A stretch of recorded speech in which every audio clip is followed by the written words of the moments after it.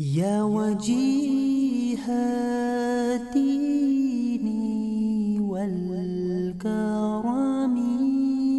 The month of Dhul Qa'dah and the month of Dhul Hijjah is coming up. Now, the month of Dhul Hijjah, as the title suggests, is the month in which the Hajj is performed, and there are special blessings for the first 10 days of Dhul Hijjah. And those blessings have been highlighted in many hadith. The Prophet ﷺ used to place special emphasis on the days of Dhul Hijjah, increasing the takbir, the tahleel, the tasbih meaning subhanallah, tahleel, la ilaha illallah, takbir, Allahu Akbar, tahmeed, alhamdulillah, in these specific days of Dhul Hijjah. The Prophet ﷺ, he mentioned about these days.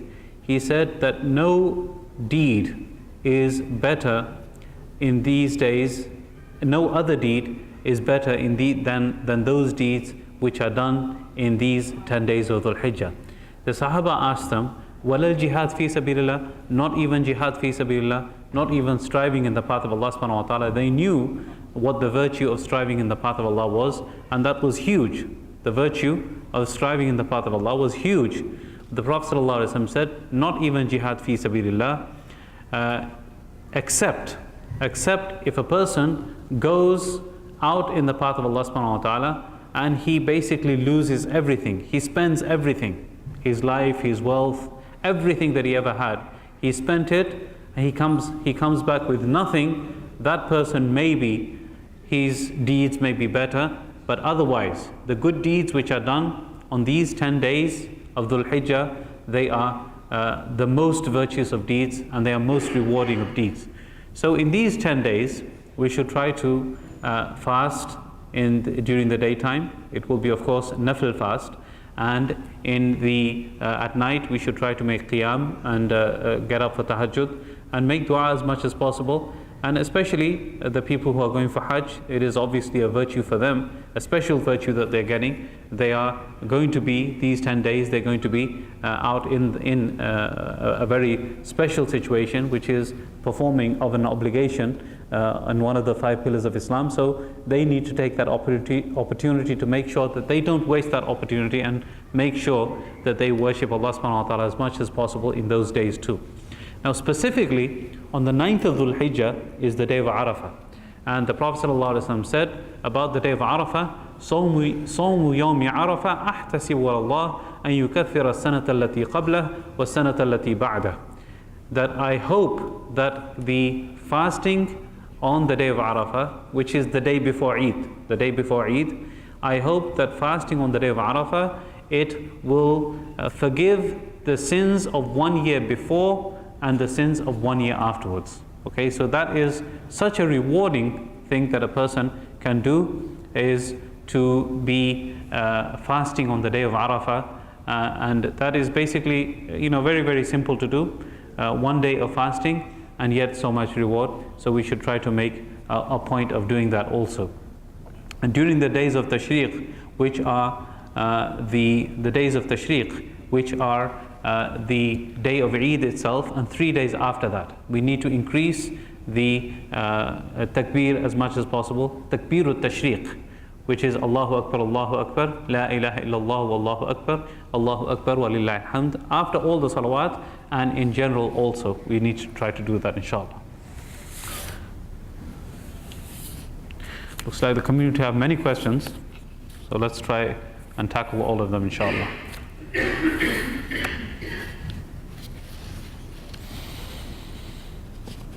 What is the difference of reward for praying in the proper musalla, or masjid? I'm not sure what the specific motivation is behind this question, but the reward for praying in jama'ah is more than praying by yourself. The Prophet ﷺ said that a person who two people praying, it is better than 4 praying individually. 4 people praying, it is better than 8 praying individually. So the reward of praying in congregation, whether you are praying in the masjid or you're praying at home, it is more rewarding than praying alone. So much so that if a person, for example, he started his individual prayer, he started to pray fard prayer, and then he sees that a jama'ah is starting. He needs to break his prayer and he needs to join the jama'ah. When you go to the masjid itself, then that reward is multiplied 25 to 27 times more. So basically you can see that from two perspectives the reward increases. From the size of the jama'ah itself, the reward increases, that the bigger the jama'ah, the more rewarding it is. So from that perspective the reward increases. And secondly, what happens is that the reward is multiplied 25 to 27 times. So the question is that how many of you would, if you were told that you have to drive 5 minutes more than your current job and you'll get paid 25 times more than in your current place of work, would we not drive 5 minutes more, or 10 minutes more, or 15 minutes more, or 30 minutes more, just to get that extra 25 times more earnings? So the same thing applies to the jama'ah. We should never undermine it. We should never underestimate the reward. We should try to come and pray in the jama'ah as much as possible. And one side benefit of the jama'ah is something that a lot of people do not mention, and that is that when a person prays with the jama'ah, when he prays with the congregation, his mistakes that he may make individually, they are covered up with the barakah of the jama'ah. Okay, so if he misses something in salat, he's not aware of that he's making a mistake in salat. But because he's praying in the congregation, because of the barakah of that congregation, his reward of the salat will be complete, because the mistakes are basically covered up because of him praying behind an imam whose salat would be basically complete, hopefully inshallah, and his mistakes are basically brushed aside because of the fact that he's praying in jama'ah. So that is something also to keep in mind.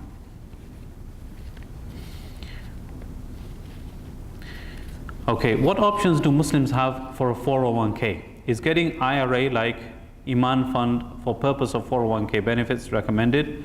Some scholars, it is allowed to invest in companies that have less than 3 or 5% interest income if it is a halal business. Basically, what you should try to do, as far as I know about 401ks, when you are given the option of a 401k, what happens is that they will give you certain categories that you can invest in.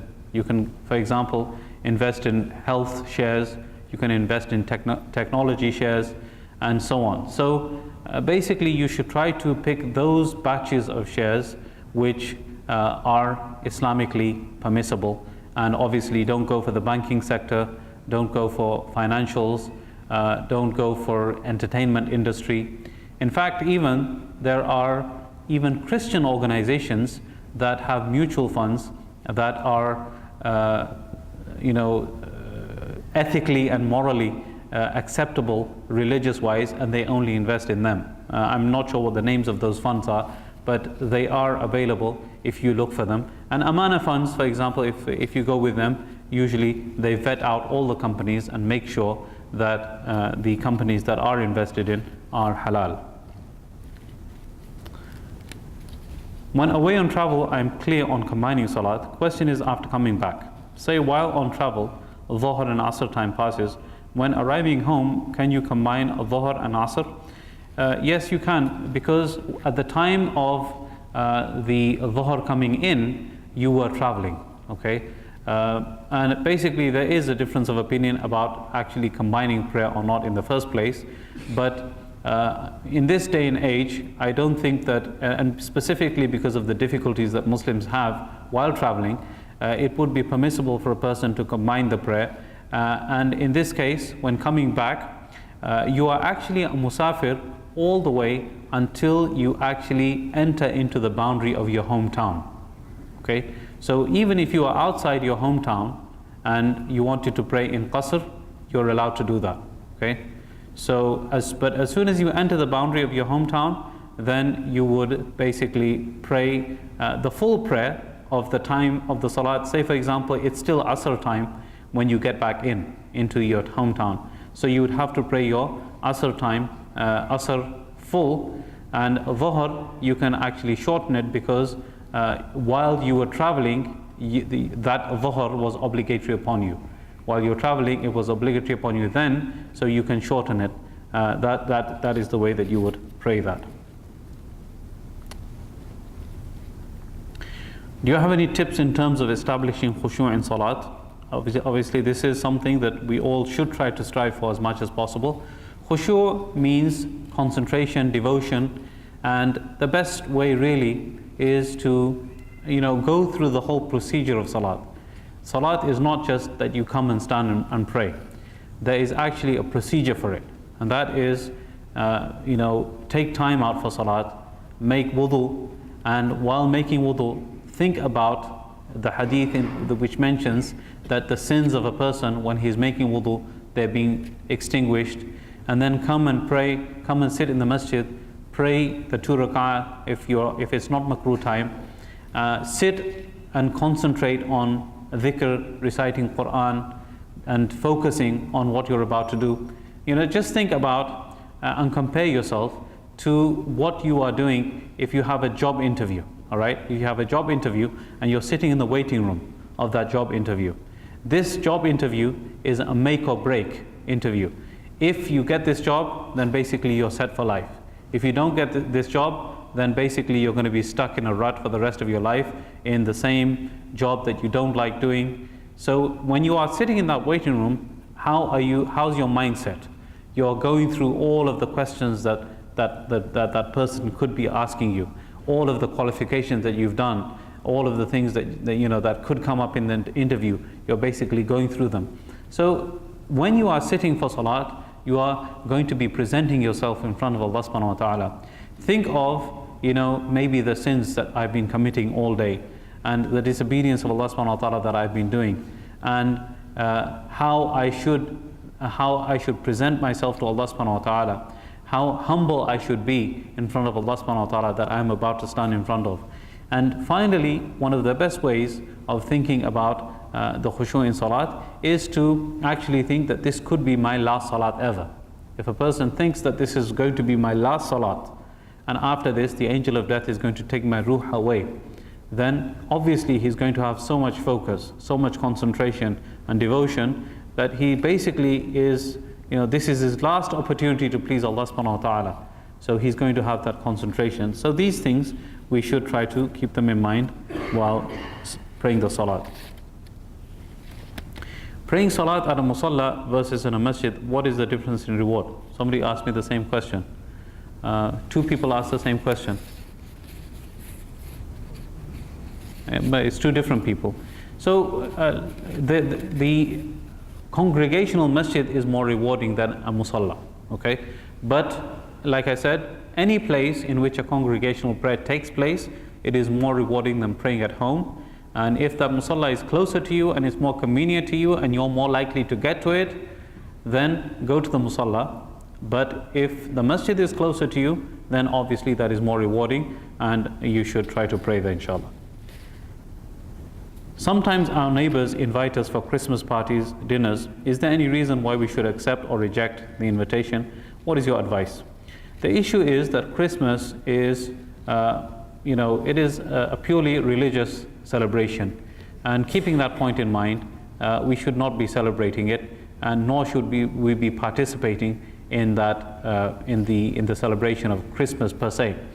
And if you really think about it, from a Christian perspective, how many people actually think about Christmas as a religious celebration anyway? Rather, people take it as an opportunity to have parties, to engage in illicit relationships, to get drunk, to basically do all kinds of unreligious things which are not connected with any type of religion whatsoever. And of course, the whole issue of materialism. Christmas is all about materialism. Buying presents for each other, making sure that you have gifts for everybody. Why is Black Friday called Black Friday? Does anybody know? Why is Black Friday called Black Friday? Does anybody know? Huh? Yes. Because traditionally, all through the year what happens is that all the companies, the Walmarts, the Best Buys, whatever company you can take, they are all operating at deficits. They're not really making a profit. They are all operating in the red. On Black Friday, that is such a crazy shopping day that everybody is trying to shop for Christmas, that is when basically the balance shifts from red to black, and that's when they start making the profit. So Christmas time, starting from after Thanksgiving up to Christmas time, is when the retailers make the profit. So it's more materialism than anything else. And then all the symbols related to Christmas, they're all pagan symbols. The Christmas tree, Father Christmas, the Yuletide log. I mean, I don't think you have the Yuletide. It's more famous in Europe, the Yuletide and things of that nature. The holly, the holly and the ivy, the mistletoe, all these things, you look them up online, you will find that they have pagan roots. And on top of that, to add insult to injury, Jesus was probably not even born on December 25th. December 25th was a celebration that the ancient Romans used to have, which celebrated the winter solstice, which is related to the birth of the sun god or something of that nature. Okay, it's again a pagan festival which was December 25th. Jesus was probably born around April, according to all historians. Okay, so it has no religious significance according to them, and we as Muslims should not be participating in something that even hints at religious symbolism, and because of all the pagan things associated with, we should not. In fact, it's very easy to tell the people that we very respectfully that we don't celebrate Christmas because we're not Christians, but we'd love to come at any other time of the year. If you invite us, we'd love to come. So that's the way to get out of it, inshallah. From the Islamic point of view, is it prohibited to donate to poor non-Muslims? Actually, there are 8 categories of zakat. And one of those categories is called mu'allafatul qulub. Mu'allafatul qulub means that those people that if you were to donate to them, then they would find an interest in Islam. They would become attracted to Islam. Now, whether that category is still applicable in today's world or not, that is open to question. There's a difference of opinion, because in the time of Umar radiallahu anhu, they decided that mu'allafatul qulub was no longer a category that should be entertained, because Islam was at a peak at that time and Islam was victorious. That's why that became cancelled out. My personal opinion is, in this day and age, when Islam is being maligned on so many different fronts, and Islam is being blamed on so many fronts, we should take every opportunity to try to attract people to Islam and tell them and teach them that this is what Islam teaches, to help the poor, to help the needy. And in doing so, to give to the non-Muslims, I think it would be perfectly permissible.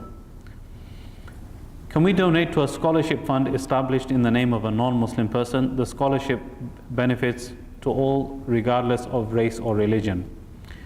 It depends really on who that person was. Generally speaking, what happens is whenever somebody starts a scholarship fund, it is to elevate that person's name and keep that person's name in respect of what he did. Okay.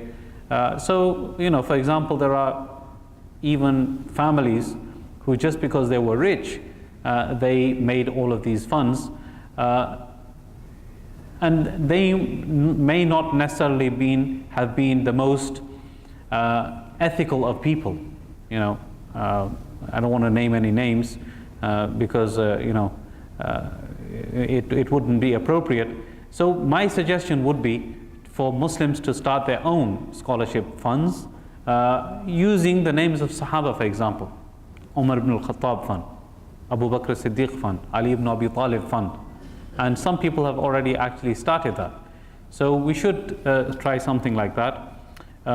Whether it's permissible to do that or not, it's really, again, dependent upon who the scholarship's name was under, okay, the fund's name was under.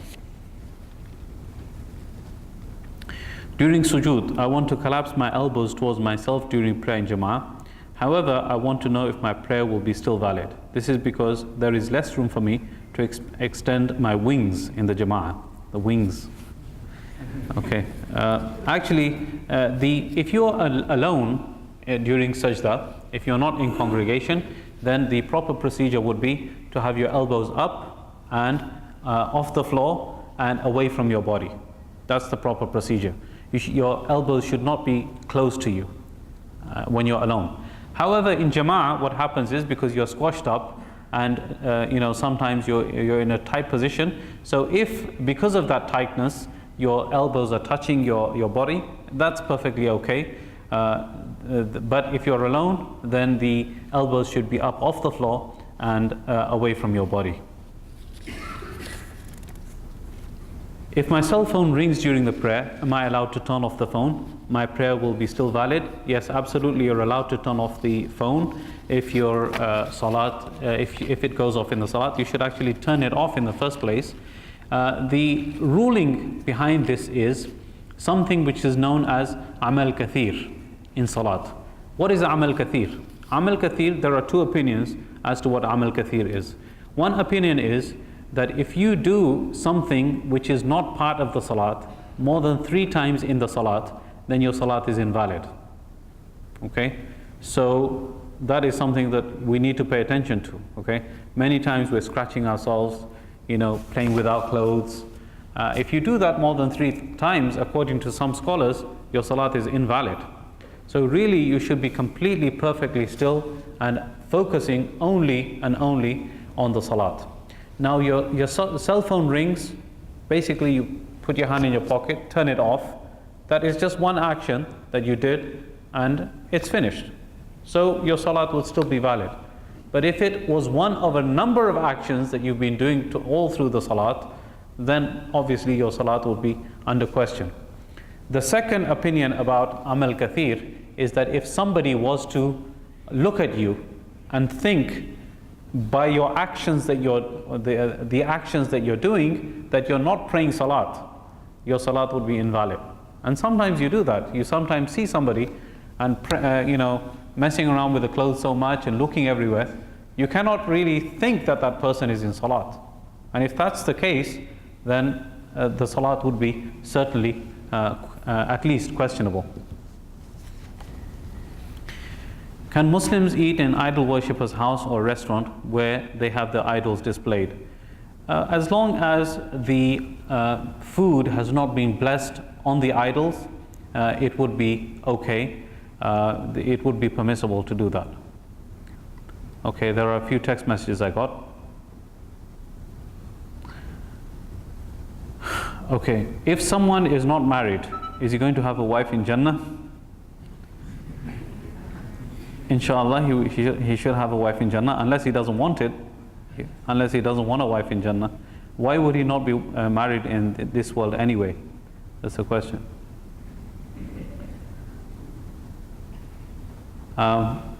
Another comment rather than a question. Could you please kindly remind our brothers to wash, I think it says smile nice, but I think it's smell nice before they come to the masjid. Some brothers smell awful. It says smile awful, but I think it's smell awful. So again, if you come to the masjid, I've mentioned that many times before, part of our hygiene is to make sure that we are not harming anybody. That's why the Prophet ﷺ, he used to tell people not to eat onion, garlic and leek before coming to the masjid. Okay, all of these foods are strong smelling foods, and in our Desi culture, Indian, Bangladeshi, Pakistani, all that spicy food, it really, if you do not brush your teeth, is going to make your breath smell. So please, after eating that, go to the washroom, use some mouthwash, brush your teeth, do some flossing before coming to the masjid, so that you're not harming anybody by coming to the masjid in that situation. Yes, same thing for cigarette smokers.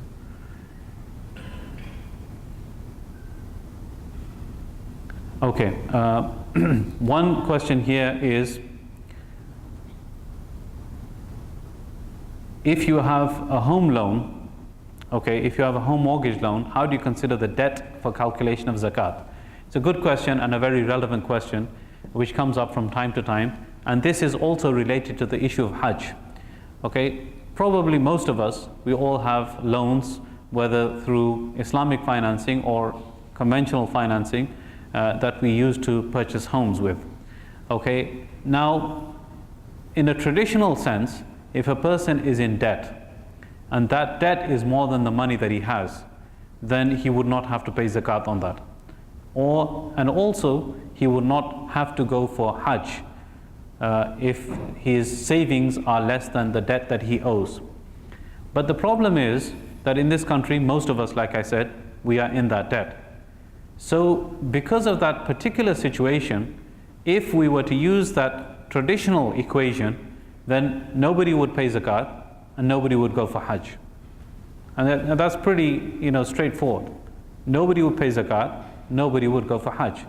So in the case of these home mortgages, we have to basically sideline them, not regard them as debt, and the savings, we pay zakat on them, and we perform Hajj with those savings if they accumulate to a degree that Hajj would be obligatory, which would be if you have enough money to go there and come back and leave enough money for your family, then that Hajj is obligatory upon you. So for both Hajj and zakat, mortgage loans should be put to the side. And of course, if a person, he's got this debt and every paycheck, he's living paycheck to paycheck, he basically takes all that money and pays off the debt. And by the end of the month, he has nothing left. So obviously, he's not going to have to pay zakat because he doesn't have any money left. And also, he's not going to have to perform Hajj because he doesn't have enough savings to take him for Hajj. So that will be the situation. What advice can you give if I am going to buy a house? Basically, how can I finance a house Islamically in America? These Islamic financing companies, they are the way to go. That's one way to do it. Or you do what's called owner financing. Sometimes what happens, an owner who's paid off his house, he can give you, for example, if he is selling his house for $100,000, you can tell him, look, I'll pay you over 15 years and I'll give you $120,000 over these 15 years. So if he agrees to that, then that's perfectly permissible for you to do. That's owner financing. Or like I said, go through these Islamic companies. Many people have this question, well, ultimately it boils down to the same thing. It boils down to the same thing. What La Riba does or what guidance does is exactly what the conventional banks do. That's not actually accurate. They do, La Riba and guidance, they do use the bank rates as a benchmark to make their calculations. That's correct.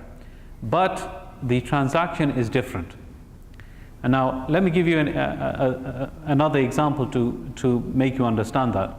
That if, for example, you earn $100 by selling something haram, okay? You've got $100 in your hand. And you sell something else which is halal and you have $100 in your hand.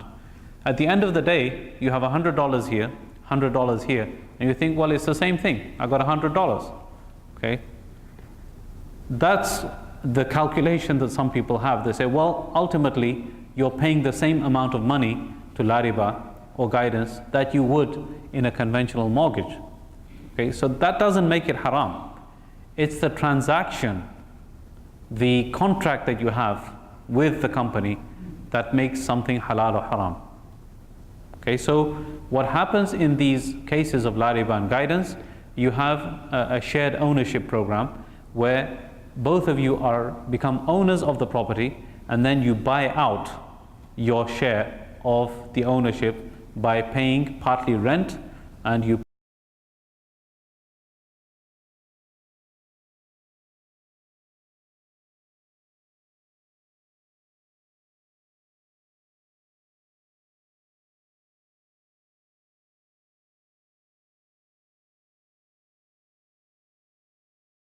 becomes impermissible for you, and it works out the same. Another question that people have, well, they use the same forms. Legally, they are obligated to do that. There is no choice for them.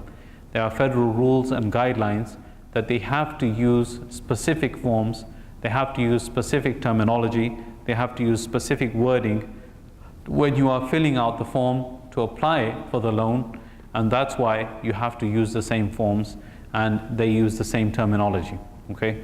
And that's because they are federally mandated to do so, and they have no other choice to do that, okay? So if you go with them, that is permissible. There's another.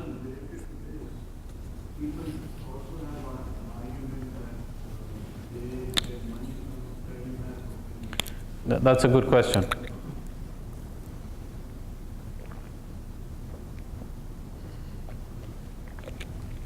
The question is, if you didn't hear him, is that they get their money from Fannie Mae and Freddie Mac, and then they basically turn around and give you a loan. That's not exactly how it works. And I clarified this with these brothers. This rumor, if you like, or this understanding that people have, that they get money from Fannie Mae, Freddie Mac, and then they turn around and loan it at a higher quote-unquote interest rate. That's not exactly how it works. This is how they do it.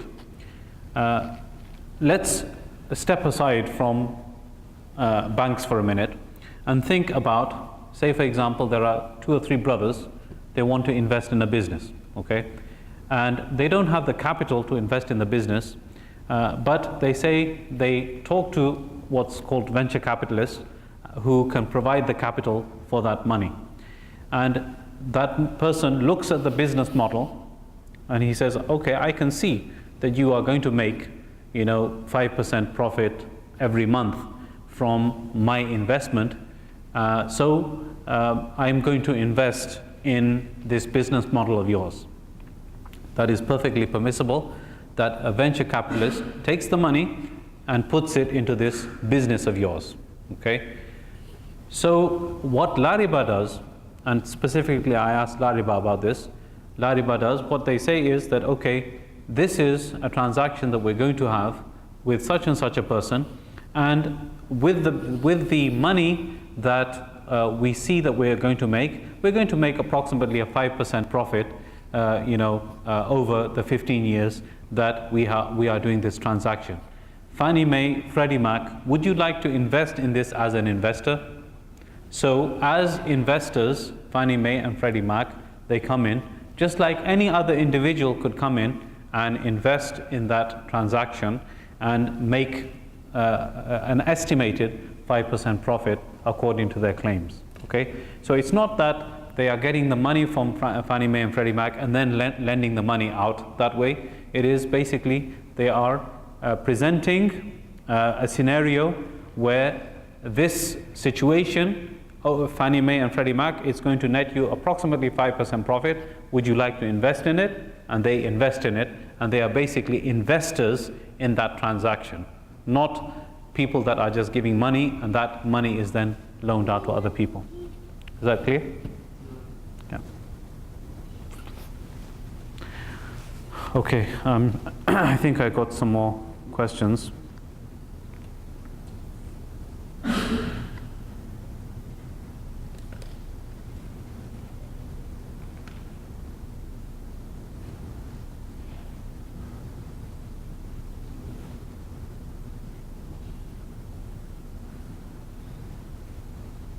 Okay, we have a few questions which are a little bit more deep, and ironically they're from converts to Islam. I'm not going to discuss them. I'm just